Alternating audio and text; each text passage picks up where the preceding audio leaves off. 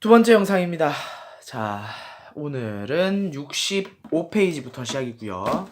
65, 66쪽 위쪽까지 영상을 할 예정입니다. 지난 시간에 선거의 의미와 선거 원칙, 4대 원칙 배웠죠, 그죠?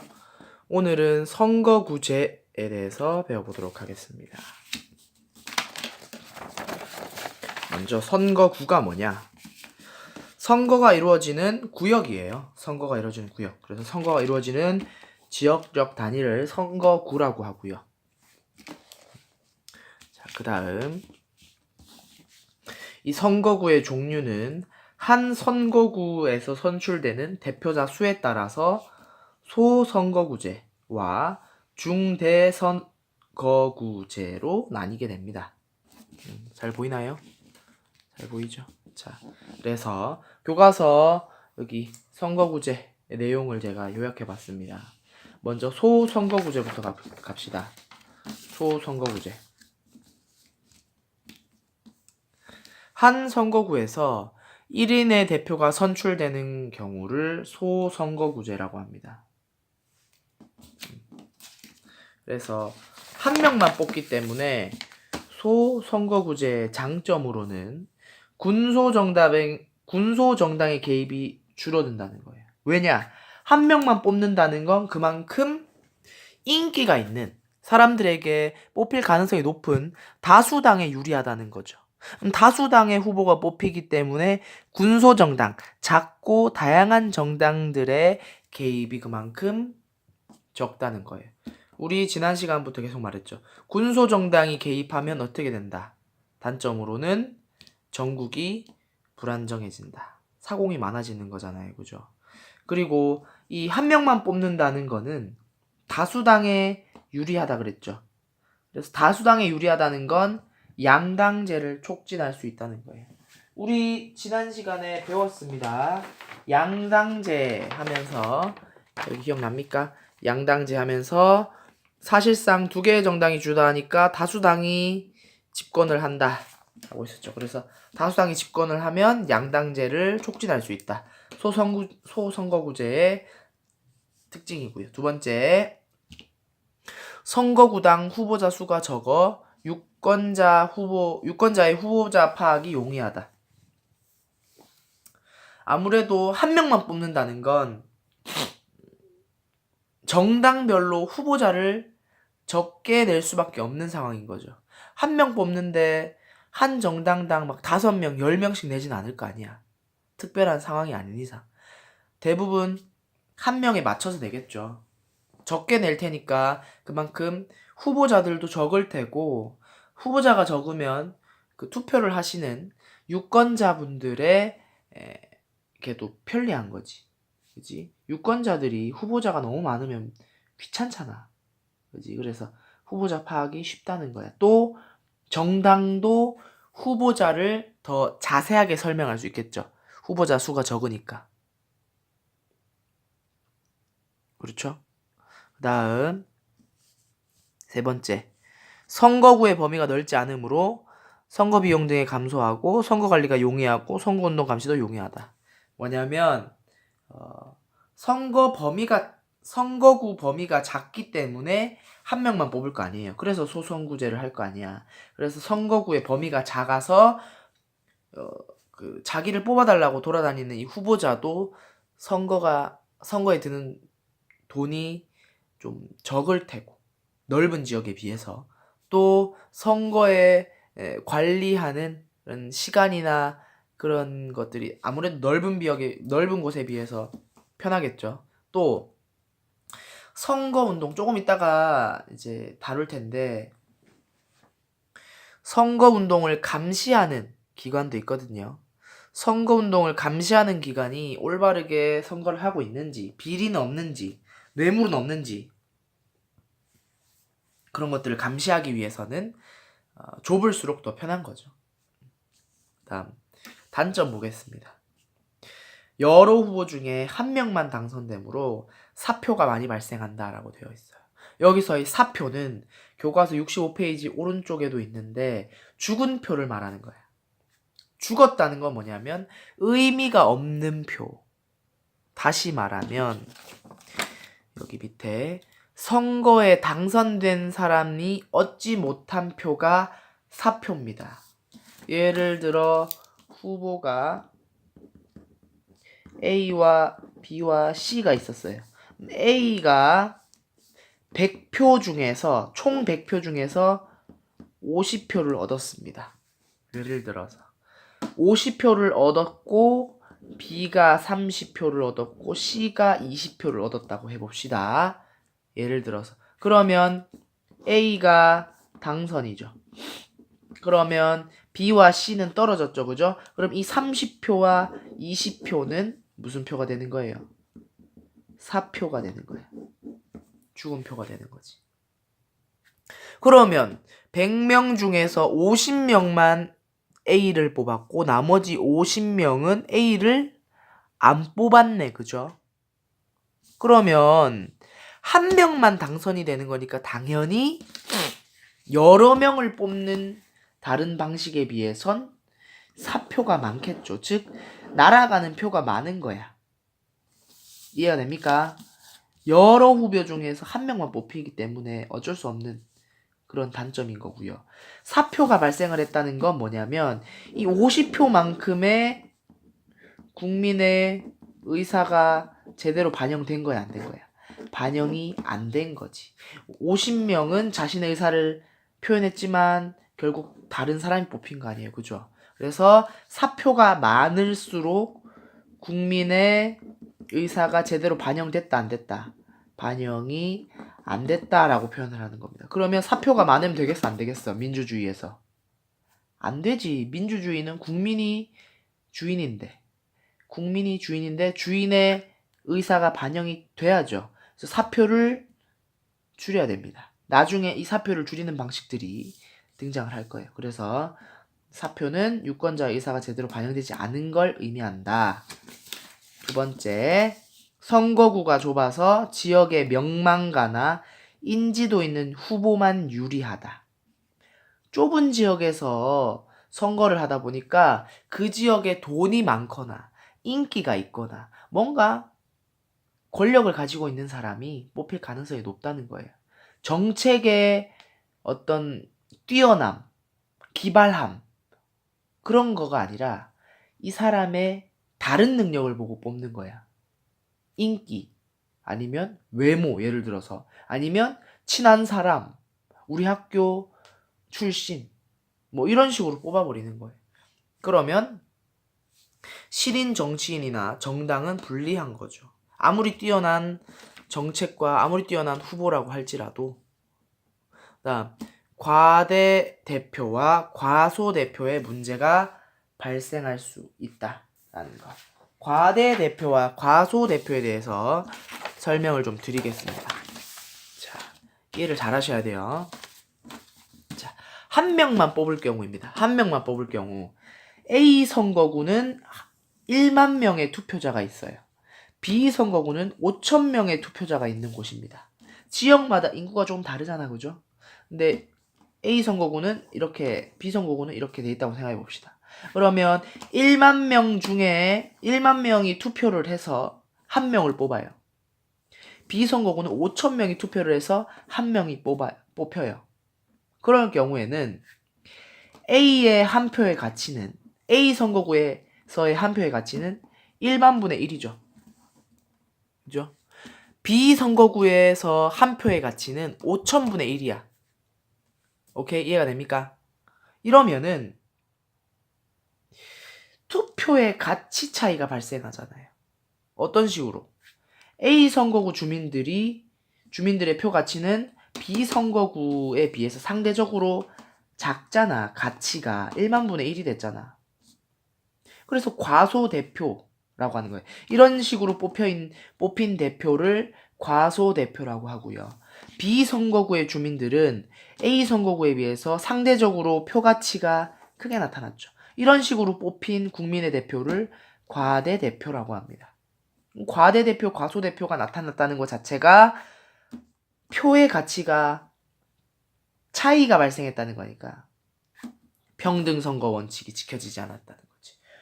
평등 선거가 뭐였지? 라고 얘기하면 등장해주죠. 지난 시간에 배웠던 선거의 4대 원칙 중에서 평등 선거의 원칙. 모든 유권자의 투표권의 가치는 동등하다. 라고 했는데 사실상 이런 식으로 돼버리면 동등하지가 않잖아요. 그죠? 1만 명에서 뽑는 거, 5천 명에서 뽑는 거 다르잖아. 5천 명은 이 사람들에 비해서 수가 절반인데 그러면 한 표의 가치는 A 선거구에 비해서 2배의 가치를 가지잖아요. 그죠? 그러면 투표권의 가치가 동등하지 않은 거네. 이런 일이 발생할 수 있다라는 거예요. 왜? 한 명만 뽑을 경우에. 그럼 이거를 해결하려면 어떻게 해야 돼? A 선거구는 2명을 뽑으면은 B 선거구와 똑같아지는 거지. 그치? 이해가 됩니까? 2명 뽑으면 5천 명이서 한 명을 뽑는 거잖아요. 오케이? 그래서 나중에 배울 그 개념과 연결이 되는 겁니다. 이런 문제점들 때문에. 그래서 과대대표와 과소대표가 등장하는 이런 문제점이 발생하게 된다. 우리나라의 경우에는 이 소선거구제는 국회의원이나 지방자치단체장, 광역의회 의원 선거에서 채택되고 있습니다. 교과서에서 여기에 소선거구제가 나와 있고요. 그 다음 두 번째로 갈게요. 얼른 가자.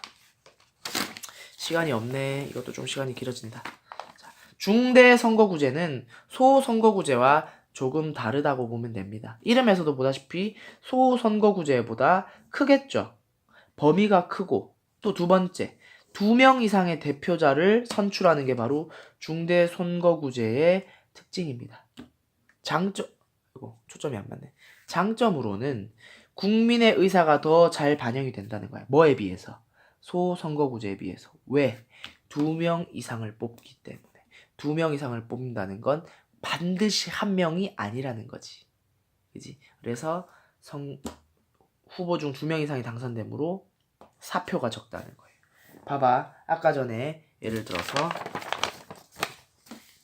A, B, C 있었죠? A, B, C 중에 2명을 뽑는다 그러면 A와 B가 뽑히겠죠. 잘 안 보이네. 50표와 여기 30표였습니다. 50표와 30표가 뽑히면은 사표는 몇 표예요? 20표가 되는 거지. 그치? 아까 전에 한 명만 뽑으면 사표가 50표였는데 2명을 뽑으면 사표가 20표가 되고 3명 뽑으면 사표가 0표인 거예요. 국민의 의사가 다 반영되는 거죠. 예를 들자면. 그래서 이런 식으로 국민의 의사가 더 잘 반영될 수 있다는 거. 사표가 줄어들기 때문에.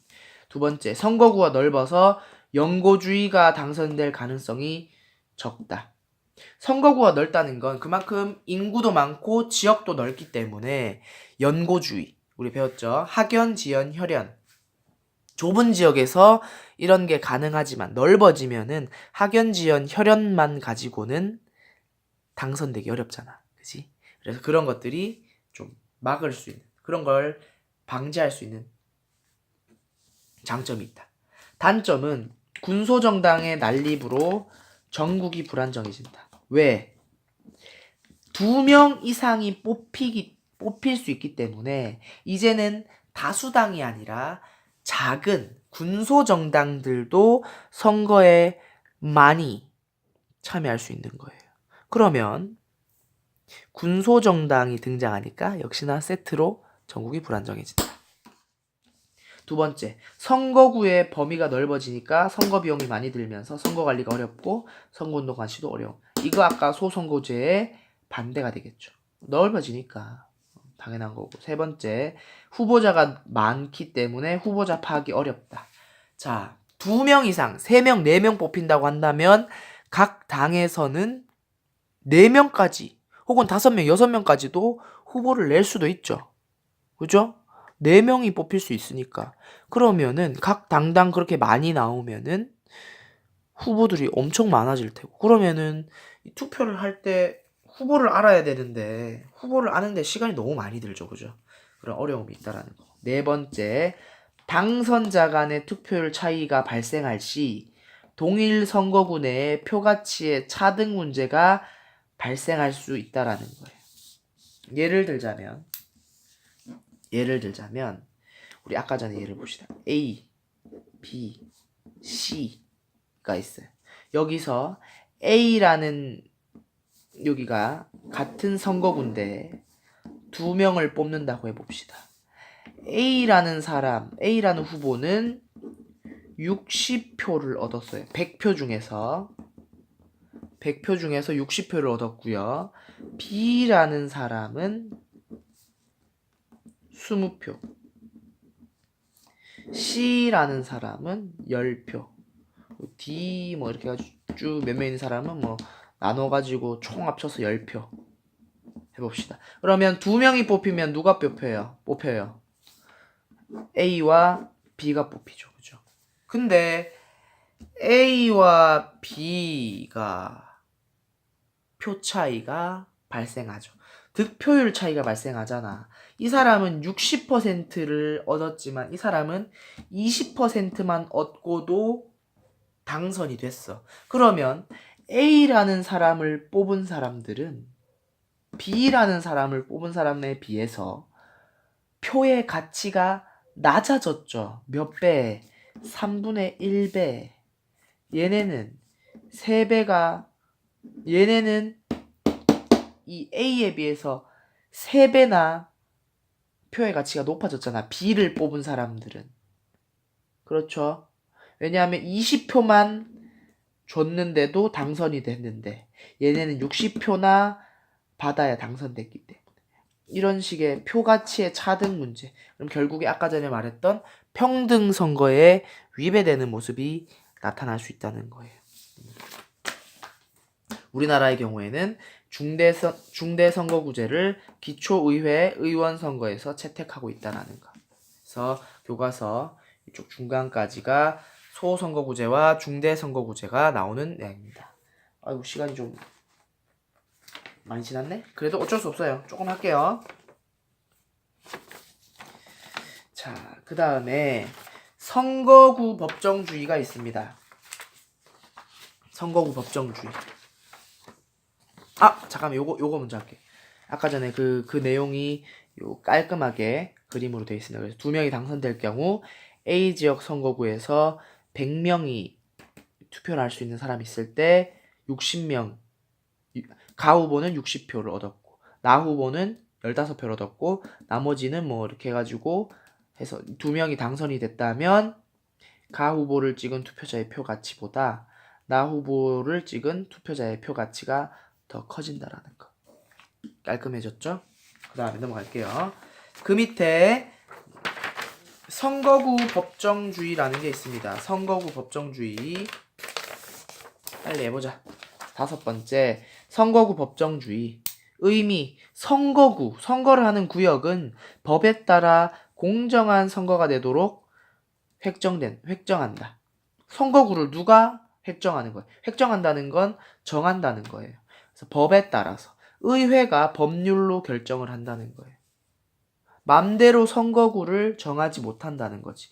이런 선거구 법정주의가 왜 만들어졌냐? 필요성. 권력을 가진 사람이 자기에게 유리하도록 선거구를 조정할 수 있기 때문에 내 편, 우리 정당, 나를 뽑아줄 수 있는 사람들이 많이 사는 지역을 이렇게 묶어가지고 거기를 선거구로 지정을 해버릴 수도 있잖아요. 그죠? 이런 거의 예가 바로 게리맨더링이라고 합니다.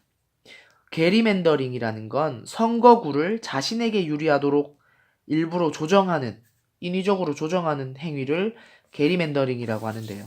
교과서 그림 있죠? 이상한 그림 하나 있잖아, 그지? 이게 바로 게리맨더링의 그림입니다. 뭐냐면 옛날에 1912년에 미국의 게리라는 사람이